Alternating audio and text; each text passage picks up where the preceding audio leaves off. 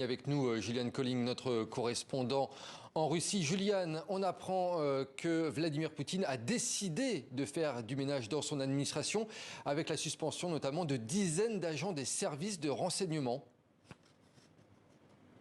Oui, une ambiance de purge désormais à Moscou, au sein des tout-puissants services secrets intérieurs donc de la Russie, le FSB. Au moins une centaine d'agents en réalité auraient été donc révoqués par le Kremlin.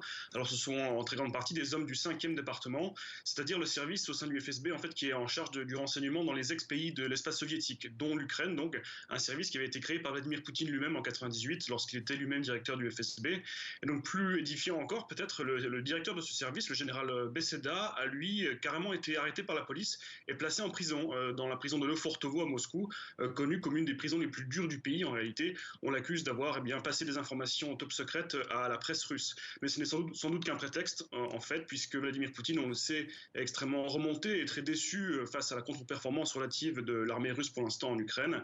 Et donc, cette opération, rappelons-le, ne devait durer que quelques jours au départ dans l'esprit de Vladimir Poutine. Ce n'est pas le cas, ça dure beaucoup plus longtemps que prévu. Et donc, première conséquence, ces agents qui étaient chargés un peu de préparer le terrain et de récolter de l'information sur la situation en Ukraine pour préparer cette opération, eh bien, ils ont tous été limogés et sans doute que ce n'est pas fini encore.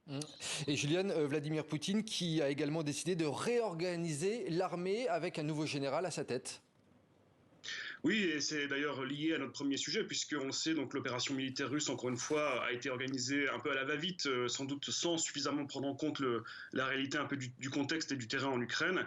Et donc, selon plusieurs experts, en fait, l'opération, dès le départ, a été trop dispersée, pas assez coordonnée également, pas de commandement centralisé aussi, ce qui explique en fait les très nombreuses pertes russes, et notamment les déconvenues massives autour de Kiev, donc, où l'armée russe a dû se retirer. Donc, alors pour la seconde partie de l'opération, qui a été décidée il y a quelques semaines par le Kremlin, qui va plus se concentrer sur le Donbass, l'est du pays, eh bien, voilà, le choix a été fait de mieux centraliser et mieux coordonner l'opération en nommant un seul général donc, à la tête de l'armée russe, donc le général Alexandre Dvornikov, 60 ans, un ancien de la Syrie, et donc il aura la lourde tâche désormais de ramener un semblant de victoire à Vladimir Poutine sur les prochaines semaines, sans doute en essayant d'annexer des terres en plus dans le Donbass ukrainien. Merci Julian Colling depuis Moscou pour TV5 Monde. Merci à vous.